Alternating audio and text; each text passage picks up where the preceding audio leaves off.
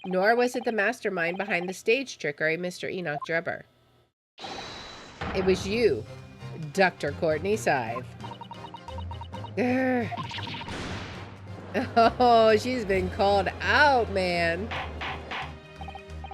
Order! Order! Order! Can this possibly be true? Have you been taking me for a fool? It was you, was it? You killed him? She looks away. You hoped that by admitting to being an accomplice in Mr. Drebber's scheme, the trial would end. Before, you were accused of a far worse crime. Cold-blooded murder. Oh, do shut up. You're so desperate now. You're making all this up. As if I would do something like this. I assure you, the defense is not desperate, Doctor. Mr. Naruhodo has established the facts using evidence and logic alone. Ha! Logic? Don't make me laugh. Sadly, your logic has a gaping hole in it. What? What do you mean? And Tisk, I'd have thought it was obvious. A motive, boy. You're lacking a motive. What possible reason would I have to kill Mr. Asman? I mean, didn't she say it herself? Protecting the professor was the most important thing ever?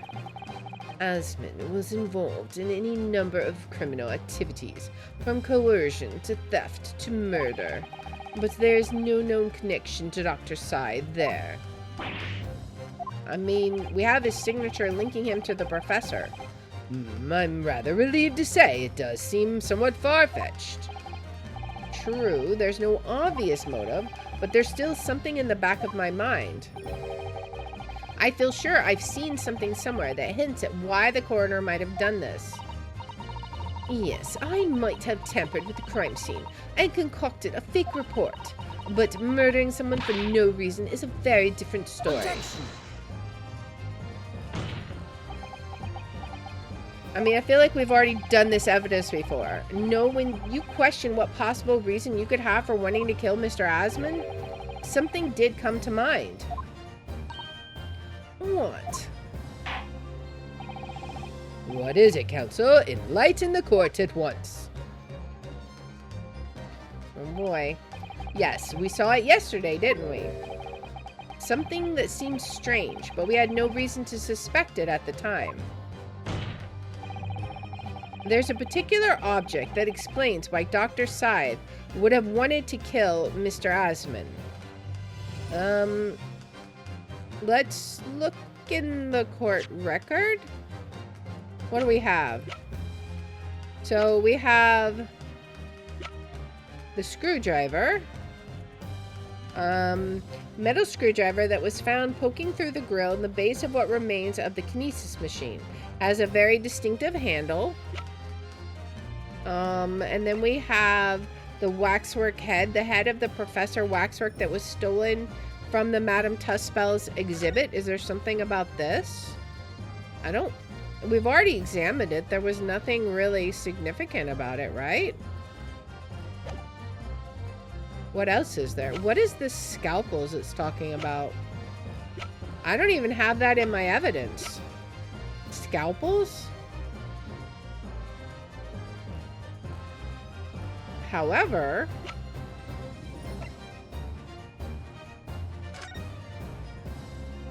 maybe that's what that is.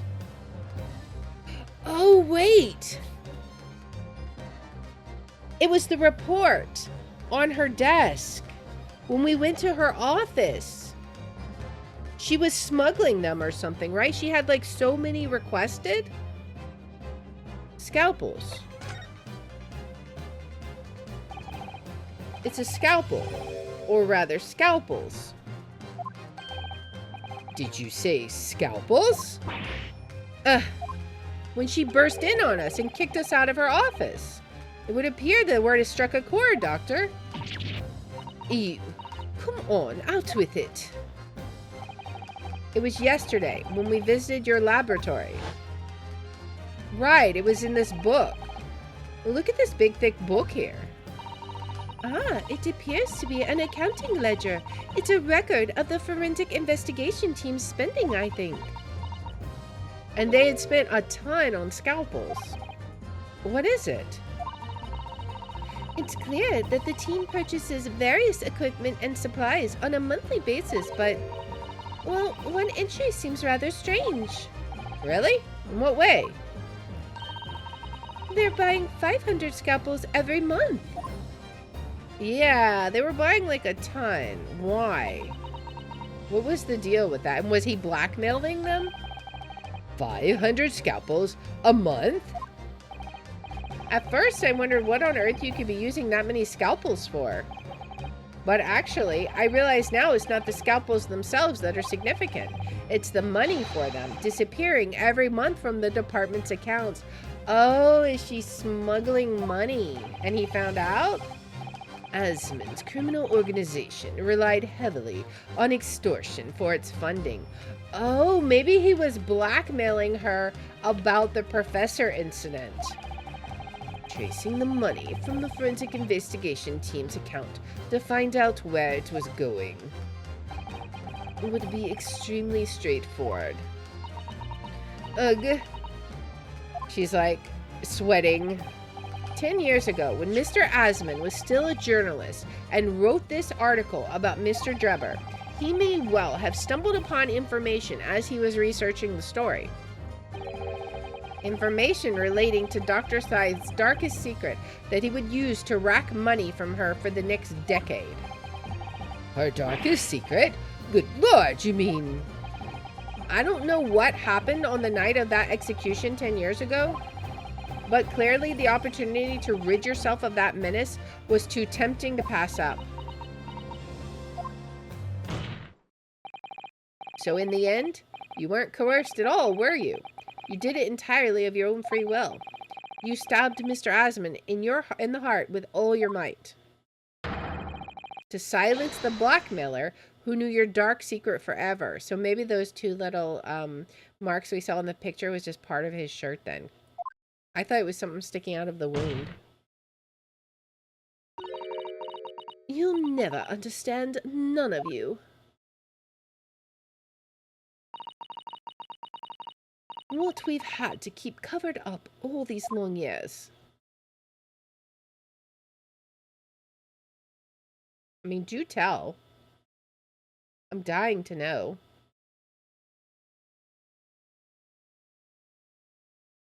What exactly was this big secret? Are you going to tell? As very little of the machine remains after it was ripped apart by the bomb, the truth of this case can never be properly established unless you speak out. And if you decide not to, it's very possible that Courtney Scythe will escape punishment for her crimes. Please, sir, own up to what you've done and tell the court the truth about what happened. I mean, you saw she stabbed you in the back. She was willing to throw you under the bus for murder. 10 years ago, you told the truth, and you were robbed of a bright and successful future as a result. I can certainly understand your bitterness and your consternation now. However, this is surely the chance you've been waiting for, to sever the hold that fate had over you all these years. Exactly. I mean, you seem to sense the seriousness of this. Super high voltage instantaneous kinesis? I mean, really.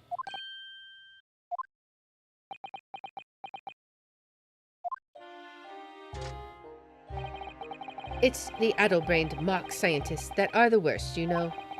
They don't recognize the fact that they don't have talent. They can't even get that right. And so they end up chasing impossible dreams, having unbridled faith in their abilities. They go on and on about their wonderful hypotheses, their stupid eyes shining like a little child's. Now, okay, so he has a personal dislike for Harebrained because he doesn't see him as a real scientist. They make me sick. I can't abide their foolishness. Careful, Mr. Drebber. I was particularly pleased with the kinesis machine. It made for quite a show, didn't it? I mean, it did. So you admit it? You admit that it was nothing more than a sham made for the purpose of killing the victim? Yes, I admit it. I did it all in the name of revenge. Revenge for the future that Mr. Asmund's article had deprived you of 10 years earlier. But the revenge you sought didn't stop at Asmund, did it? Which is where that very particular waxwork comes in. Yes, I see. Oh, it makes sense. The condemned convict that you saw rising from the grave in Lowgate Cemetery 10 years ago. If your account of those events was all true, then obviously Scotland Yard couldn't afford to acknowledge what had happened. Even if it meant discrediting a bright young man and crushing any future career he might have had. So your plan required that you abduct that particular waxwork model in order to exact your revenge on Scotland Yard as well, or on Dr. Scythe to be precise. It's like all the stars aligned for him. Everything was so perfect. It was a year ago. By some extraordinary twist of fate, Asmund turned up at my workshop. He didn't remember who I was, of course. He just wanted to employ my services as an engineer. And he happened to have a paper with him. An article on the front page caught my eye about the coroner who'd handled that bogus autopsy being appointed head of a new forensic team. When I learnt that news, my cognitive processes started to devise the plan. What a horrid tale! He robbed me of my future, so I wanted to use the man's own wiles against him for revenge. And have that rotten Scotland Yard eating out of my hand at the same time. I wanted them all to suffer the same humiliation I had to suffer.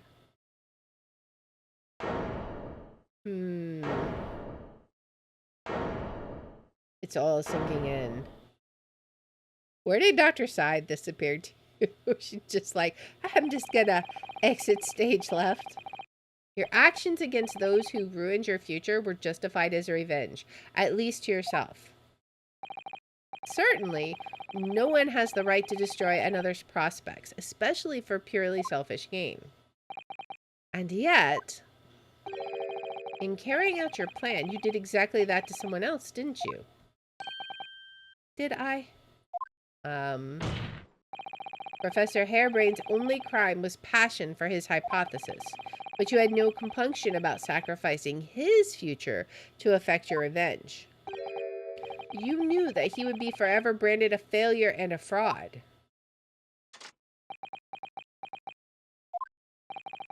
Perhaps life treated you unfairly 10 years ago, and others' misconduct left your life in tatters. But remember this.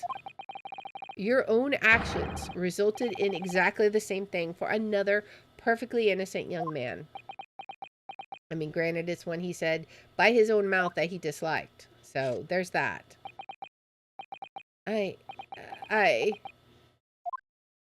Yes, everything has come out. It's, wow. I don't even think the jury needs to vote. It's just like so obvious. But what's going to happen now? Lord Van Zieks, what of Dr. Scythe? An immediate warrant for her arrest has been granted, and she's been remanded in custody, my lord.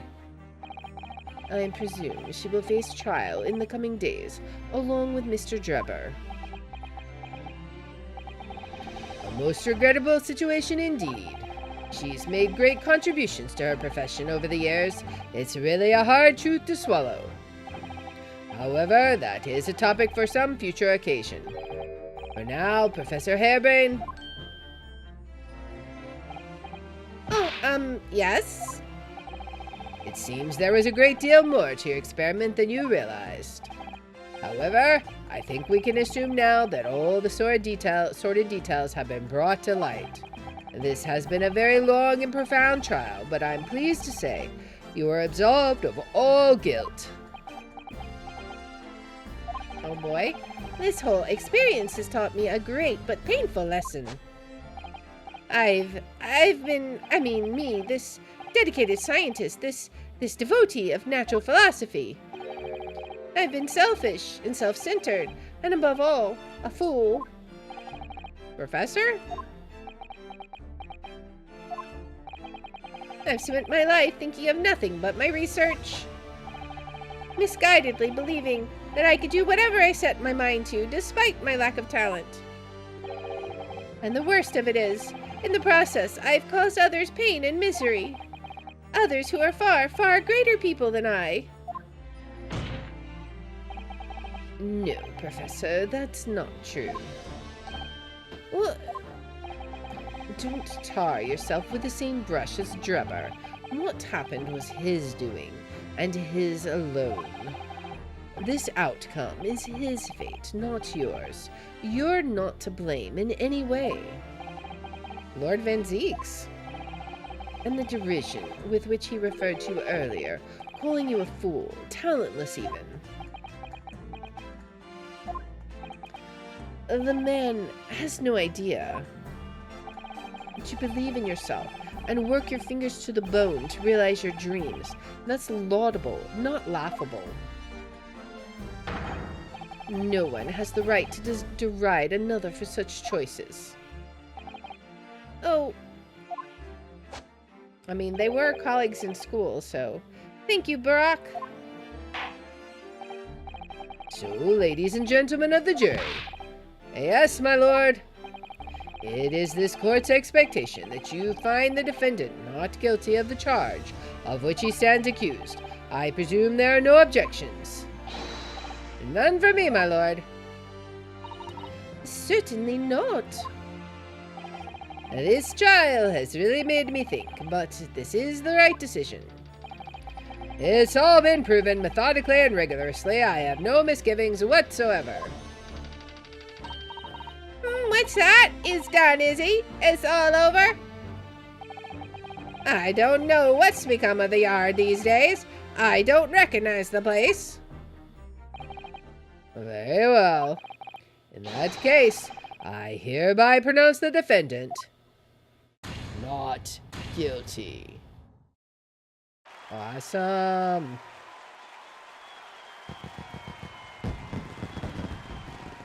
Awesome. Oh boy, we knew it would happen though. Court is adjourned.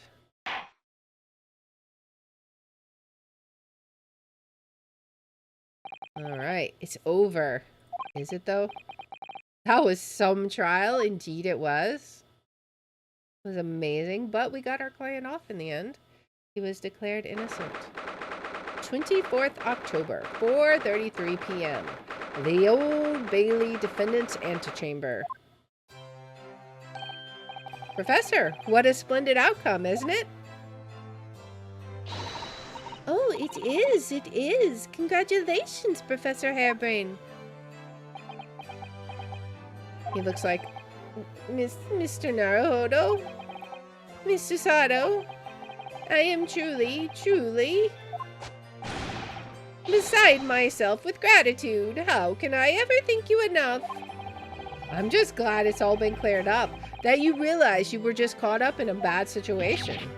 Right now, you know, if I had that research grant money, I'd give the whole lot to you, every penny. Well, that's very kind, but I'm just a student, so... We don't need any financial reward. Your acquittal is more than enough.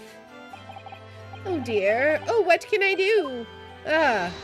How about this as a memento? The paper about my hypothesis is inside. Well, just as a memento then. Thank you. I've been wondering, Professor, what are you going to do now? Oh my, yes. What am I going to do now? My hypothesis and my great machine lie in ruins. But still, it's been too long since I was last in London, so perhaps I'll enjoy some sightseeing. I must explore the great exhibition whilst I'm here too, and see if new inspiration hits me. Oh yes, that's a wonderful idea. I can't allow that. I assume that's going to be, yeah, Van Zieks. Lord Van Zieks, what are you doing in here? Barak. I'm sorry you had to go through that, Albert. Well, if I'm honest, it was terrifying. You were like a great demon behind your bench there, snarling down on your prey. You're one of the few true friends I have. I couldn't leave it to anybody else to handle the prosecution or the defense. Sorry? Or the defense? Did I just hear that right? I always knew that you had my best interests at heart. Don't worry. How about you show me around while I'm here in town? It's been a long time since we left university. We have a lot to catch up on. Will he do that? Listen, Albert. In a few days, your acquittal will be made official. When that happens, you must head straight to Dover. I'll accompany you. What? From there, you'll cross the channel and make your way back to Germany. I've already purchased the tickets. But no, hold on a minute, Barak. What about the great exhibition? This is the chance of a lifetime for me. I want to look around. No sightseeing, Albert. Give up on the idea. Oh, what's going on here? Sometimes it's hard to see any warmth in those eyes, Barak. Lord Van Zieks? What's all this about? Unnecessary precaution. Yes, I think I understand. You do? So we're the only ones in the dark here? Well, Iris told me that when you met Lord Van Zieks at his office some days ago, he asked you how Mr. Natsumi was doing. Yes, that's right. I remember being surprised at the time and thinking it was nice of him to ask. The point is, Mr. Natsumi is still alive and well. Even though it's been more than 6 months now since he stood trial with the Reaper as the prosecutor. Oh, he's trying to keep his friend alive. Okay. Ah, you mean the Reaper's influence doesn't stretch overseas? Those in the Reaper's sights meet their end days, or sometimes months after their acquittal. That's been the pattern up to now. But of course, we know that Mr. Natsumi and Gina were completely innocent. True. And perhaps that governs the Reaper's actions. The truly innocent are spared. But I don't want to take any chances with a close personal friend. But Barak... Like the mustache Nipponese, this man should leave the country without delay. That's why I'm packing him off to Germany at once. Right. Does your friend-shaped package get any say in it? Goodness, was this your intention all along then, Lord Van Zieks? I feel like he's got some dark secrets in his heart. Like, not that he committed, but that he's aware of, maybe. In court, where people think of him as the Reaper, this man seems absolutely merciless, and yet, sometimes I feel as though I don't understand him at all. Like, I think he's got some kind of deep pain. Like, it's got to be related to his brother, right? And he's trying to keep people safe in the way he can. It's time to go, Albert. Back to the prison for the time being. Yes, all right. Well then, Mr. Naruhodo. Thank you so much for everything. Not at all, Professor. It was a pleasure getting to know you. Best wishes, Professor Harebrained. Well, once this dust is settled, you must come and visit me in Germany. Anyway, goodbye for now. Oh boy. I mean, it's almost like he cares. No, my Nipponese friend. Oh, yes? I thought you'd gone too. We have matters to discuss. Can you spare me some time? You want to talk with me? I'll be waiting in the courtroom in 10 minutes. Okay. Well, that was strange, just a little bit.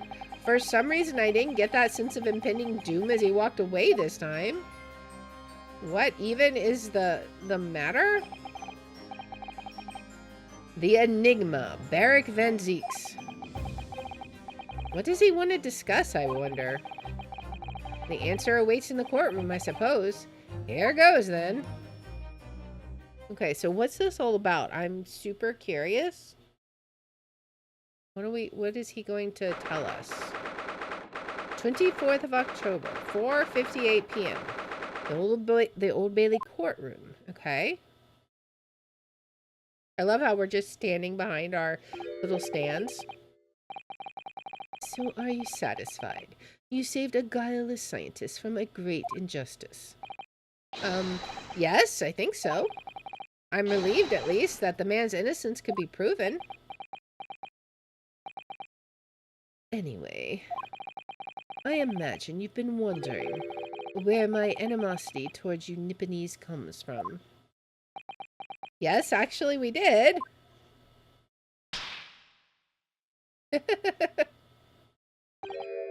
Well, at first I thought you just didn't like me. I imagined you saw me as a pretentious child from an unimportant land who had no business being here. But now I think differently. He's like, well, you weren't wrong.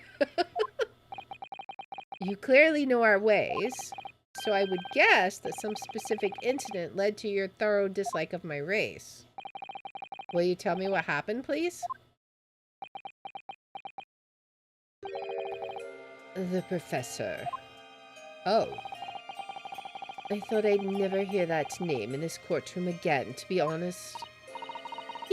He took your brother's life. Clint. My brother was Clint Van Zieks. 16 years ago, when I was still just in my teens, he was already the director of prosecutions and a key member of the judiciary. I looked up to him. He was everything I aspired to be. He was involved in the establishment of justice systems in foreign countries as well. There were exchange programs between Britain and other nations then too, to share knowledge and ideas. As part of one of those programs, 3 judicial students came to Britain from your homeland, the Empire of Japan. Oh. If it was 16 years ago, then one of them could have been my father. Of course, I remember Dr. Mikotoba well. I had no idea. I was a minor at the time, training at the prosecutor's office. One day, Clint introduced me to the 3 visiting Nipponese. So you've actually met my father? He and his colleagues were polite and amicable. They were adept at their work and exacting in their standards. It was my first encounter with the Nipponese spirit, and it made a very great impression upon me. It was 6 years later. That's when it happened. The investigation was going nowhere. There were no suspects even. Just an ever-growing list of victims. And in the end, my brother became one of them. The last, in fact, before the case was finally resolved.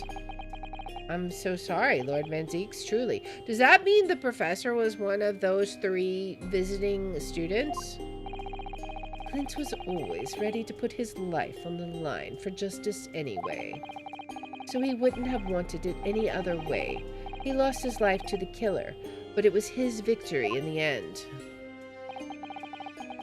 For me personally, though, it was a great loss. I found myself in a very dark place indeed. When I finally found out the killer's identity, The reason why no one had been able to catch the man soon ceased to be such a mystery. He'd been hiding in plain sight all the time.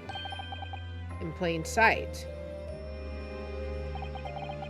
Are you aware of political events 10 years ago? It was a period of extremely sensitive diplomacy between the British and Japanese empires. A new treaty was being forged, I think. Correct. The Anglo-Japanese Treaty of Friendship and Navigation was being concluded. The leaders of both countries were deep in extensive political discussions. Which is why this particular killer's appearance in court was conducted as a closed trial. If the British public had known the identity of the killer, not only would the treaty have been in jeopardy, but our two nations could very well have ended up at war. It was one of the 3 students. What? A war between Britain and Japan? What that would mean? Oh my, you mean to say the professor was... Oh boy. When the trial reached its conclusion earlier, I thought to myself, yes, it's time. Oh boy. Time for you to come face to face with this hideous monster. I borrowed the key for the mask from the proprietress of the Waxwork Museum. Oh boy. So see for yourselves now. Confirm it with your own eyes. The truth that's been hidden this past decade. Oh boy. What is the truth? I knew it. That's the professor? Yes, that's him. Until now, the thought never even crossed my mind. That the mass murderer, whose crimes shook Britain as never before, was Japanese. Oh Wait. man. Wait a minute. That face. I feel as though I've seen it somewhere. It's strangely familiar. Uh-oh. Uh-oh.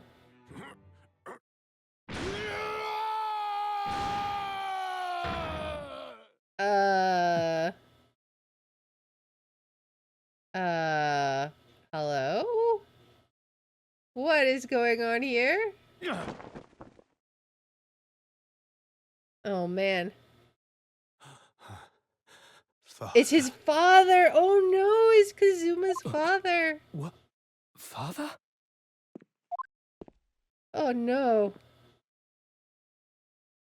Oh no.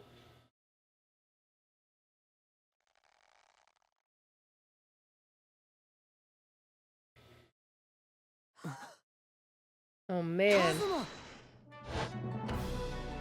We knew it! We knew it, man! Oh My man. best friend, Kazuma Asogi. After a whole year, finally his memories returned. Oh man.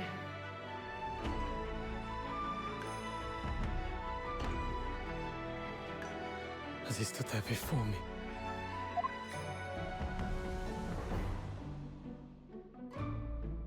Oh man.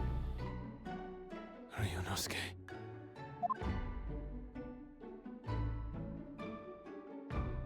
Oh man. Hello again, I have no words. my friend. Kazuma-sama! Judicial Assistant Mikotoba. So what happened? It's been a very long road. Yes. Thank you for guiding my friend here when I could not. It was an honor.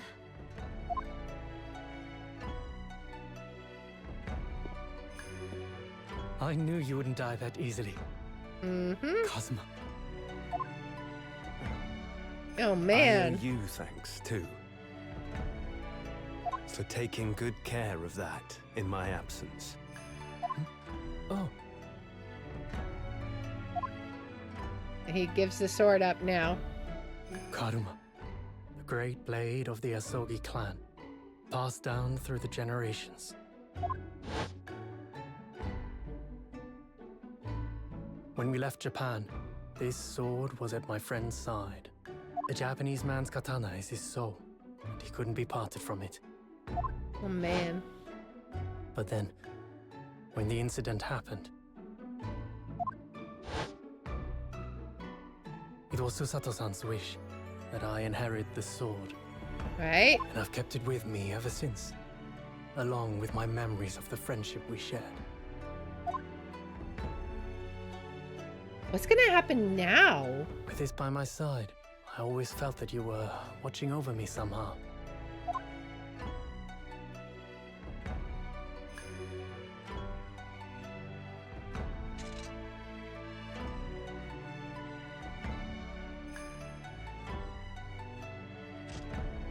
Is he gonna tie the band around and be back to normal?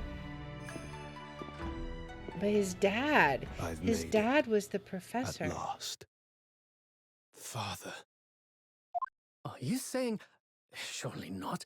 You mean, you knew all this time? I'm looking at it, but I still can't believe it. This mass murderer is Kazuma's father. Oh man.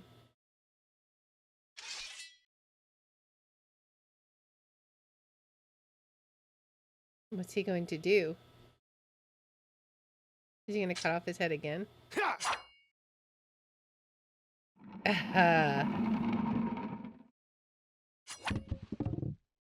Oh boy. Kazuma-sama.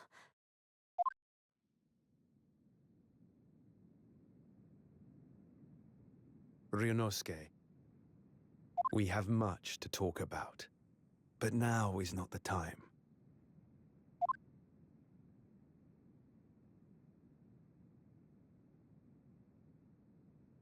I'll be Wow. seeing you. Oh, he's got to be off. He has a lot to process, I guess. Oh man, that was. Everyone's just like, what? That's all Kazuma said. And where did Before he Van turned Zeeks and go? left us there, in He's the just courtroom. disappeared.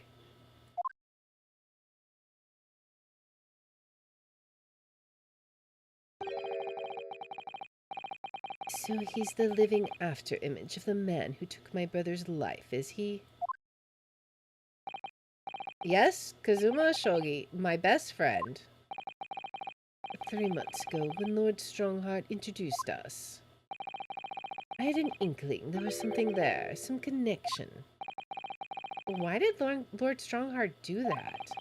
Why did he make Kazuma Lord Van Zeek's apprentice? And when he was suffering amnesia, too. The man was apprehended, even executed. But his legacy just won't die. That's the sad truth. Anyway, that's all I had to say. Thank you for meeting with me as I asked. Always polite?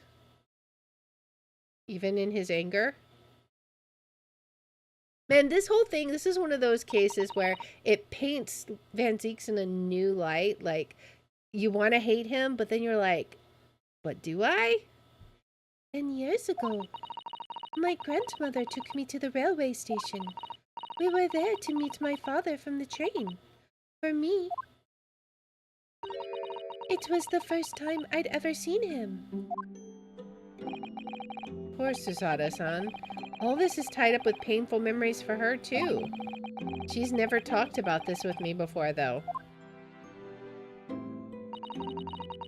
It took time to adjust to having father around, but just when I was starting to get used to it, he called me into his study one day. He told me that a great friend of his had passed away in London, and that the friend had left behind a son. A boy, 7 years my senior. Father told me the boy had made a promise to his late father, so he was studying to become a defense lawyer. I wanted to help, so I studied to become a qualified judicial assistant. As I'm sure you've worked out, that young man's name was Kazuma Ashogi. So you see, that's how he and I met. I wonder why he made a promise to his dad to be a brief defense moment, lawyer. My great friend had returned, only to disappear again all too soon. But in that fleeting encounter, something stirred. Something that had been dormant for a long time. As if Yeah. great wheels had been set in motion. I could almost hear them creaking into life. In some ways, it was the end of a chapter. But in many, it was the start of a new one.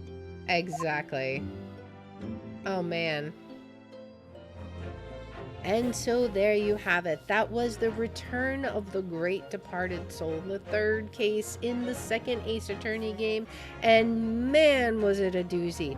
We saw so many revelations here. We figured out who actually killed Odie Osmond. We figured out the truth of that whole trial, but more importantly, we learned a lot about Van Zieks and, well, we found out that Kazuma's still alive.